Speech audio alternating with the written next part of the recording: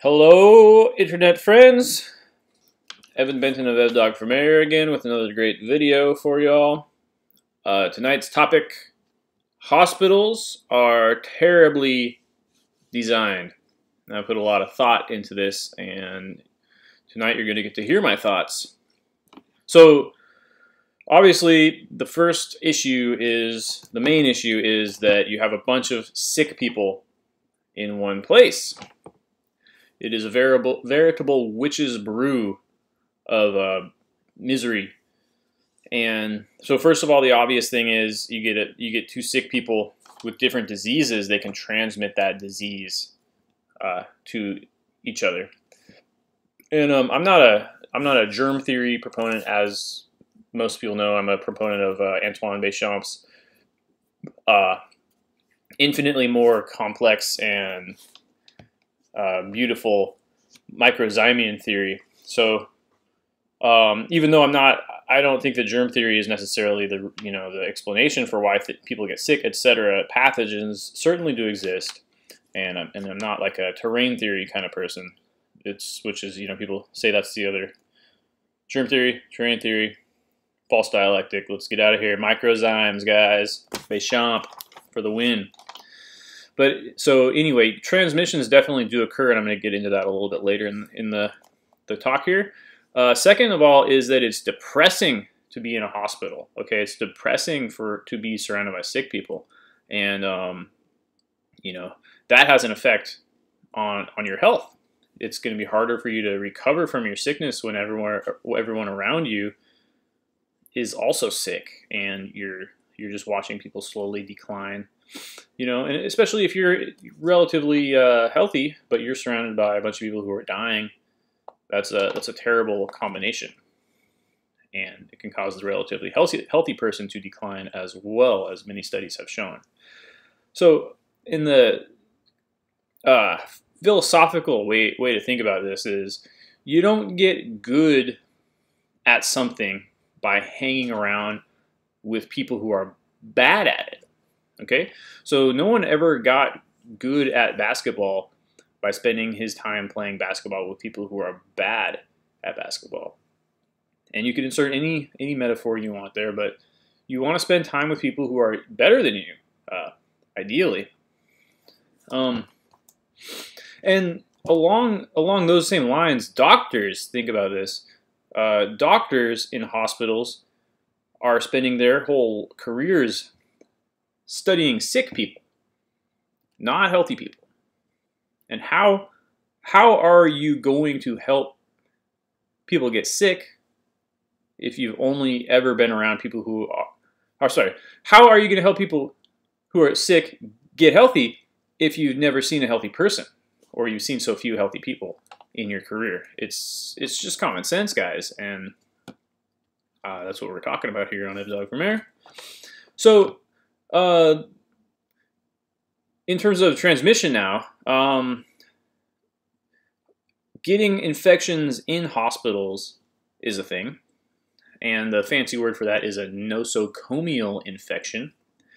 So, so this is crazy. I mean, in the witch's brew of the hospital, we have actually new diseases that have come out of that setting that never existed before. Think about that.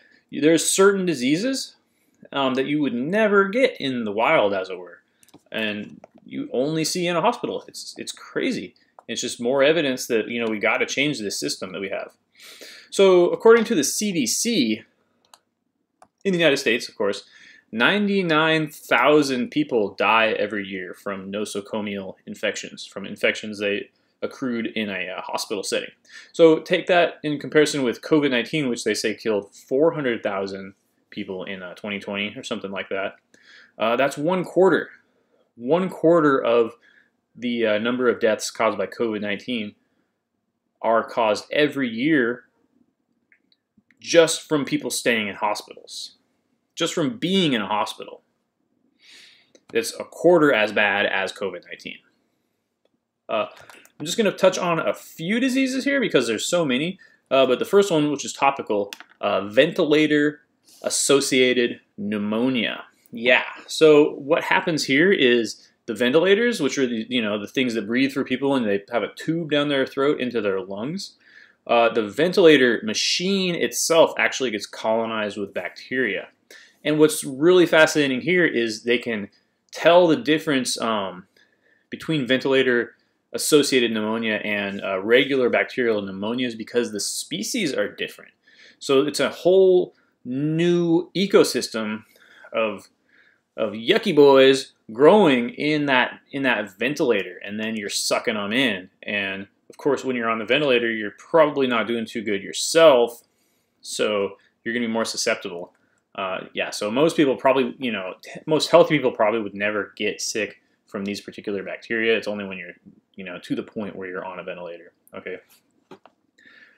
And then we have the famous Staphylococcus aureus, also known as the MRSA, which is a methicillin-resistant Staphylococcus aureus.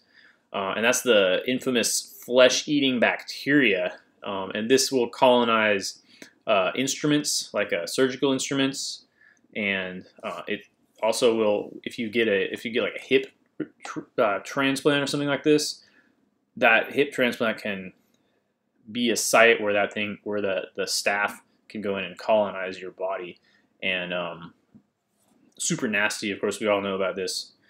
And then third, a little bit less nasty, but also nasty, Candida auris. That's a new species of yeast, the type of yeast that causes yeast infections that was found in a woman's ear in Japan, and apparently has spread out around the entire world now. And they're finding this this yeast species all around the world in hospitals, and it's just causing extra bad systemic yeast infections for people who are in hospitals who are already sick. Just another reason to not get into the hospital if you can. And so the main reason that the scientific community has for explaining where all these new nosocomial diseases, these new strains and things are coming about is antibiotic resistance. So we overprescribe antibiotics, or we have overprescribed antibiotics for decades now. And the thought is that is selecting for strains of the different bacteria that are resistant to those particular antibiotics. And I think that does make sense. That's definitely going on. But as I'm trying to explain in this video, the whole thing is just a mess. The whole hospital system and this whole hospital environment is just a mess. And I think that's why.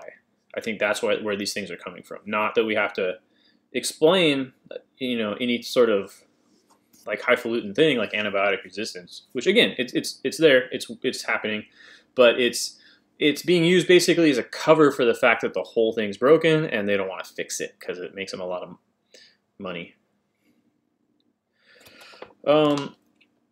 So you got sick people next to each other in space. You also have sick people next to each other in time. And that just means you're sharing the room, right? You come into a hospital room, you're sharing the person's bed. You don't know what they had before you. If you're sharing that ventilator or whatever kind of machine they're hooking you up to, you don't know what the person had before you. So you have a chance of getting that disease, right? Shared rooms, shared beds, shared instruments. Yes, they do clean after people, and I'm sure they do a fantastic job. I'm sure that I'm not criticizing any of the custodial staff at hospitals, or I'm not criticizing nurses for doing a bad job or anything like that. They're doing the best they can. It's just that it's this serial onslaught of disease that's all in one place, and it's just hard to. It's gonna be hard for anyone to deal with. So, and then the other thing that is not understood, or more and more it's getting understood, but the other thing that's leading to this antibiotic resistance is something called biofilms. And what a biofilm is, the best way to think of it is just you have the plaque that builds up on your teeth, and that is a substance that the bacteria is secreting to make it easier for it to attach and grow and live on, in this case, your teeth. So it's a sticky film that it can use, and when they're colonizing other parts of your body, they can also use it to attach to like the sides of blood vessels, or inside your intestinal lining even. And the issue there is that, as they've found, the antibiotics simply don't penetrate into the biofilm to get to the bacteria. So it's not that the bacteria evolved to become more resistant, it's just that they're in this form that's not susceptible to antibiotics. And so on the topic of form, we have another $20 word, pleomorphism. And pleomorphism was a long discredited concept in bacteriology, and it just means that bacteria can sometimes change their shape. And so over time, we've seen many examples of this kind of thing. And for our conversation, the important point is that a bacteria can, one of the forms that it can take is it can form like a spore, which is like a dormant form, that where it's sort of like, or a spore or a cyst, where it gets encapsulated in a little bubble, maybe of a biofilm or something like that. But basically, it's in a form where it's like designed to live through some event where it's going to be dried out, or when it's going to be extra cold or something like that, or maybe acidic, like in your stomach, right? So it can pass through your stomach and infect your intestines. And in that case, it's not susceptible to antibiotics either. It can also be that it's just metabolically not active for that time. And when it's not active, it's not taking up anything that's in its environment, so it's not susceptible. Again, it's not potentially taking up that antibiotic that's circulating in your bloodstream. So interesting stuff, and more we learn that there's more bacteria species that do exhibit this property called pleomorphism. They can change their shape. So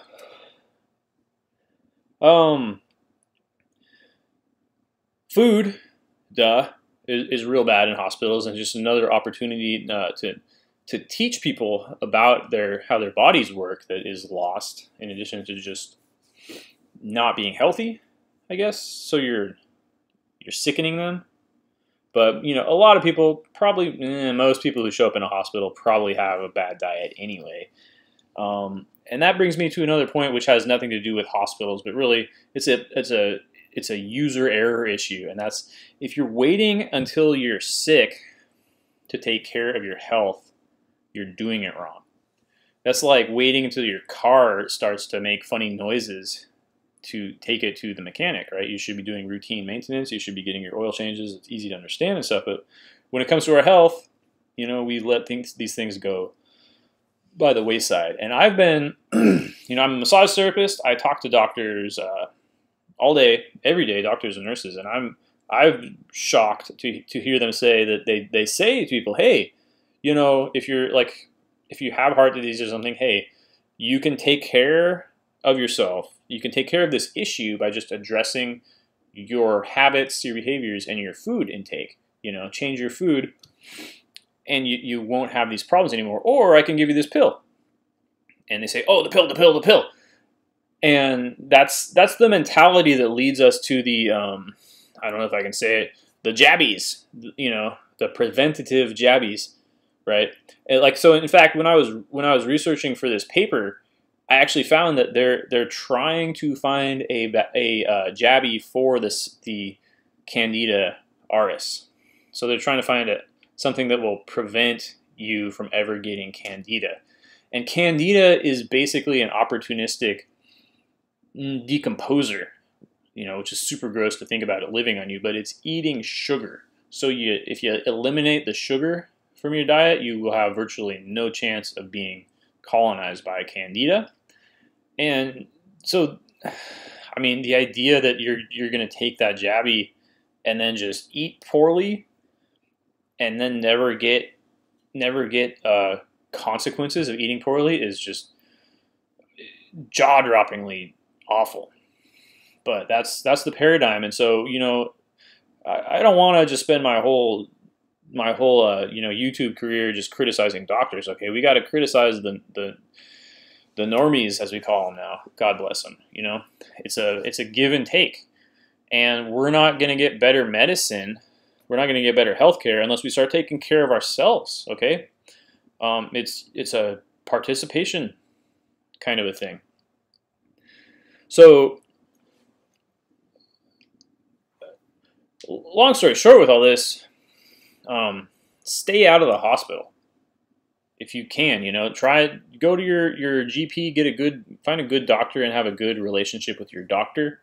Find someone you can trust. You know, it's not just having some letters after their name, but you know, find someone you can really trust, and try to get everything taken care of before it really gets out of hand. Okay. One other thing a doctor told me, I had no idea. An ER doctor told me this. People go to the ER just to get checked out.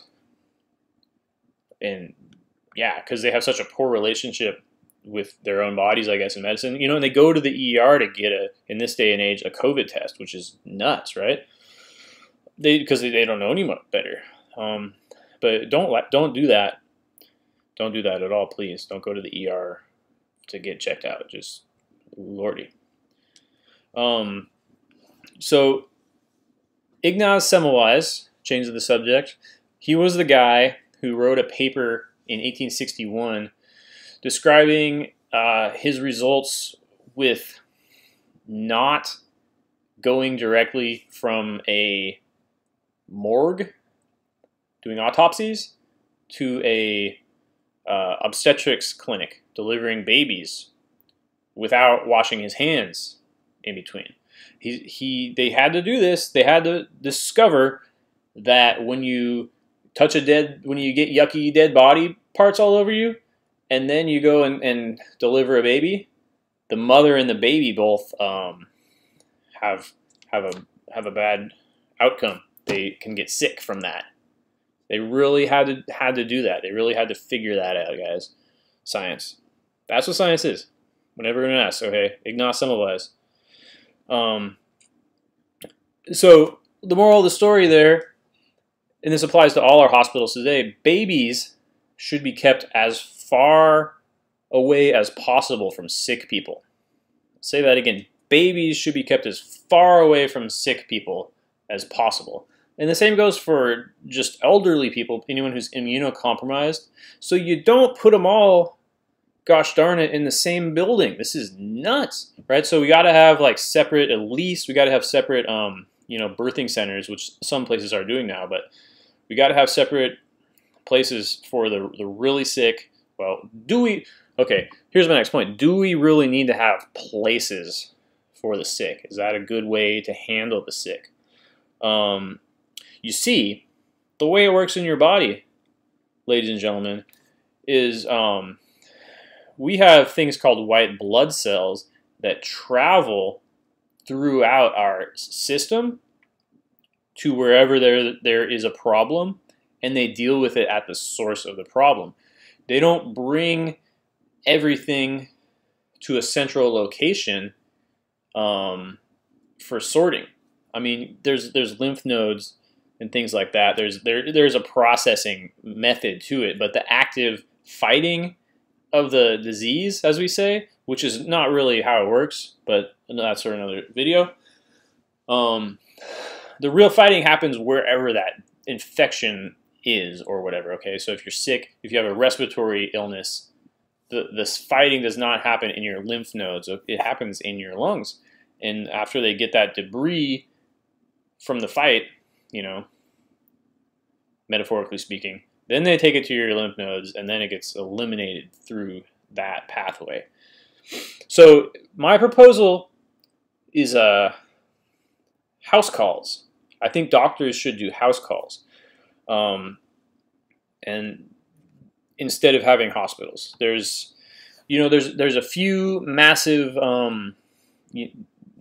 machines that people sometimes rely on, like MRIs and CAT scan machines and like radiation therapy machines, and those are big, and so you can't just cart them around in your like old, doctor station wagon.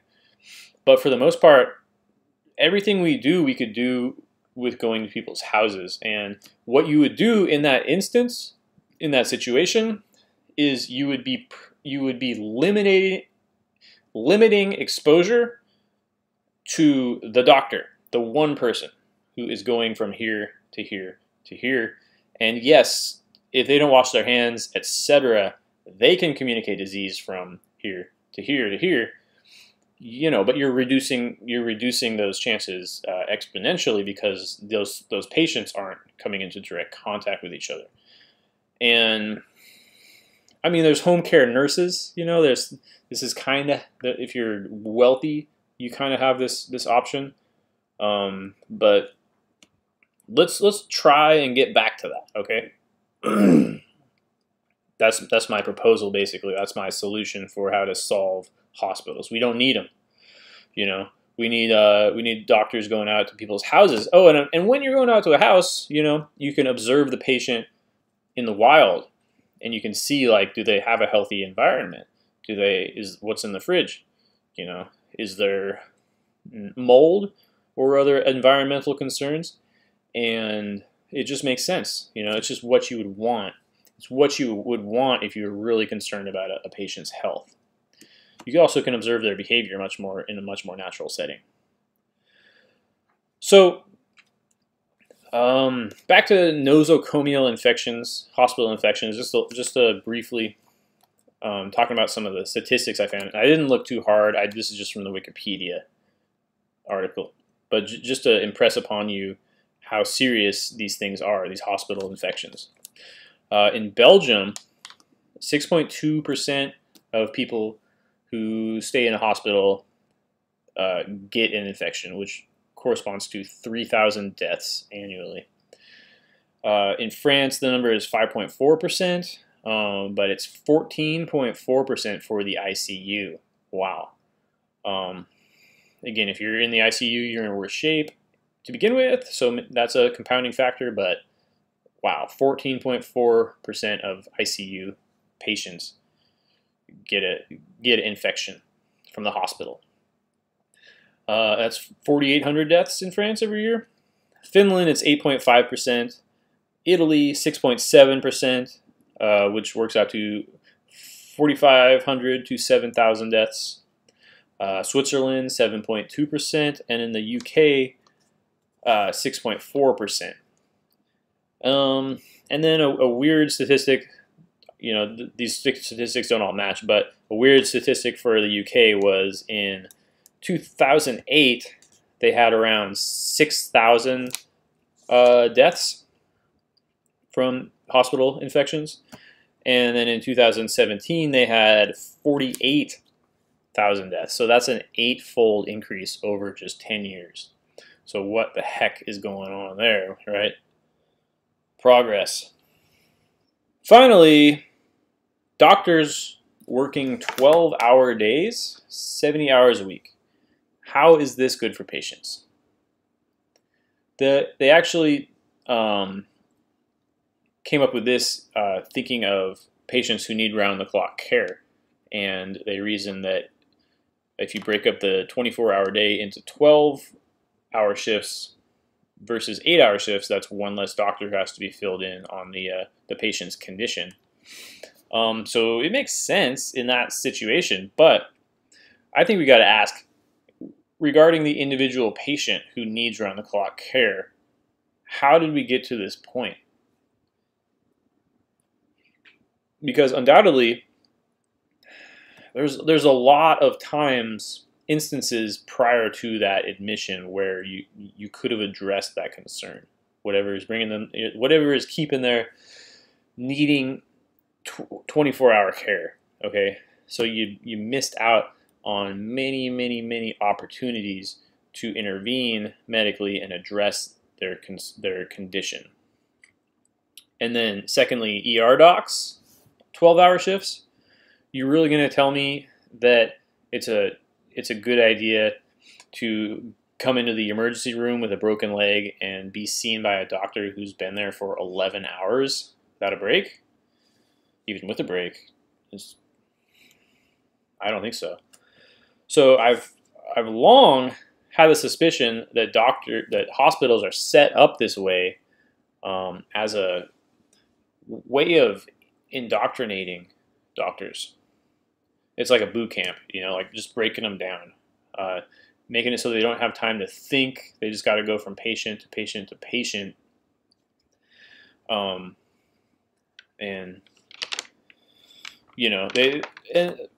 don't feel like they have. I feel like doctors don't really have time even to study and keep up with the journals, basically, when they're working a 70-hour shift, or 70-hour week, or 100-hour week, something like that.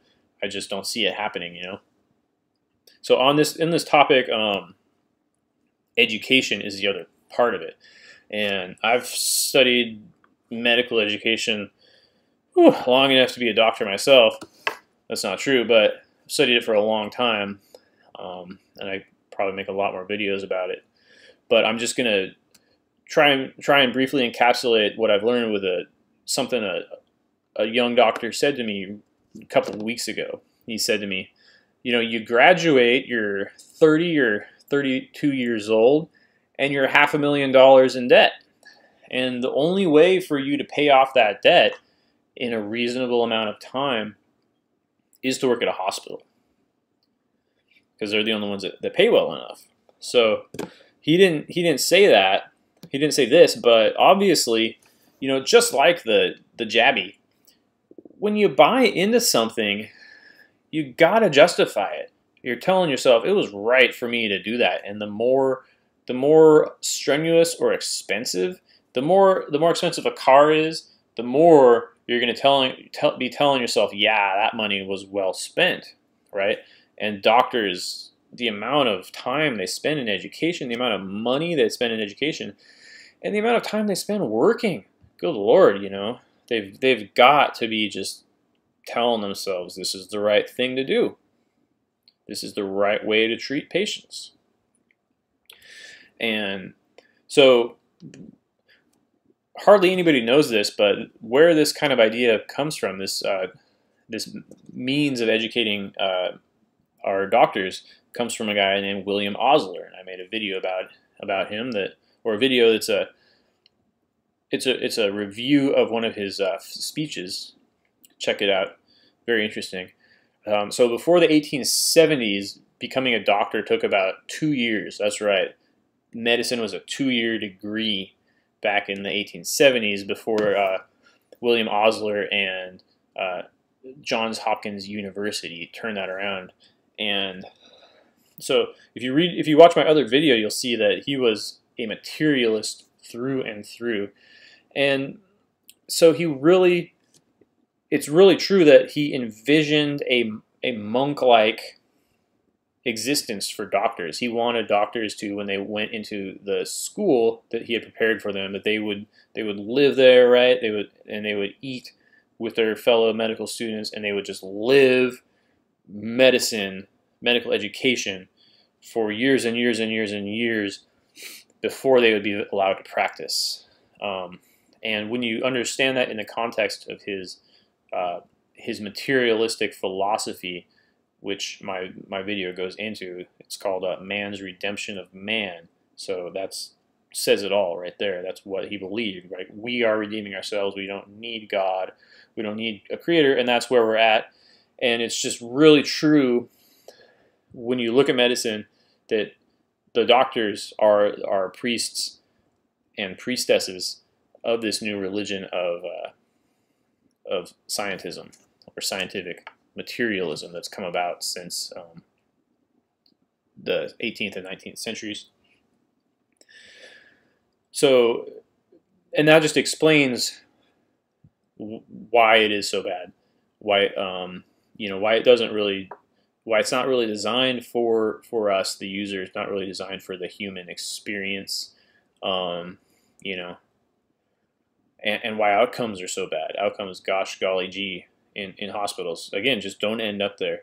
So just one interesting little fact is that we've got this. We've been having this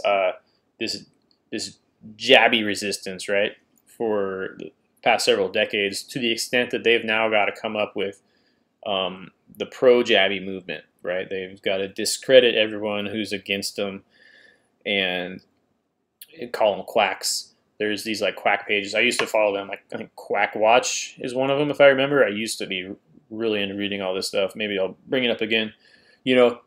But the reason that they had to do all this, and this is true, this is a fact, is that people stopped going to doctors in the 80s or so. They stopped buying into the medical system. They stopped buying medical insurance as much.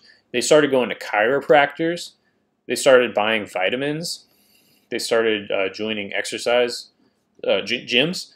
And this is just some of the stuff you can quantify in terms of our relationship with medicine and the fact that we just aren't really as willing participants as we once were.